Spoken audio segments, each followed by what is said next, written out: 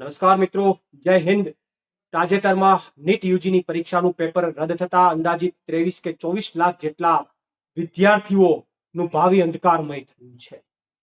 વારંવાર પેપર લીકની ઘટનાઓ આ ભાજપના રાજમાં અને ભાજપની સરકારમાં બને છે।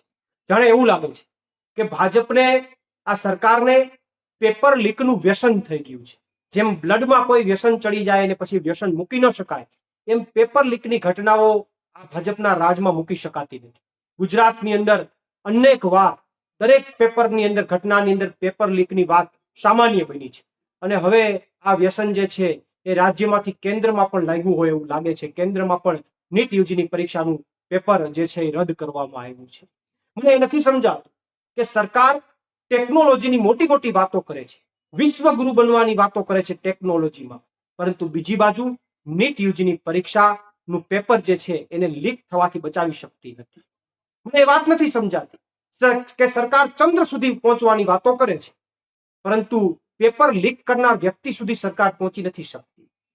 સરકાર સીસીટીવી કેમેરાથી આખા દેશને જોવાની વાતો કરે છે, પણ એ જ સરકાર પેપર લીક કરનારાઓને એ કેમેરાથી જોઈ નથી શકતી। કોઈ વિદ્યાર્થી કોઈ ભૂલ કરે તો એની પર તાત્કાલિક સરકાર એક્શન લે છે, પણ પેપર લીક કરનાર જે પણ ગેંગો છે વર્ષોથી એમને ખુલ્લે આમ ફરે છે, એના ઉપર સરકાર એક્શન લેતી નથી।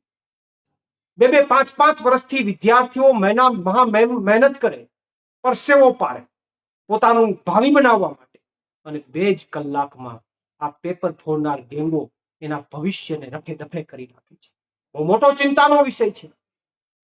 હું ગુજરાત અને સમગ્ર ભારતના વિદ્યાર્થીઓ ની જે કઈ આ વેદના છે અને એમનો જે આ દુઃખનો સમય છે, એમાં અમે આમ આદમી પાર્ટી વતી એમની સાથે ઉભા છીએ અને આવનારા દિવસોની અંદર આ મુદ્દે જે કોઈ પણ લડાઈ લડવાની થશે એમાં અમે એમની સાથે ખંભેથી ખંભો મિલાવીને ઉભા રહીશું। આભાર।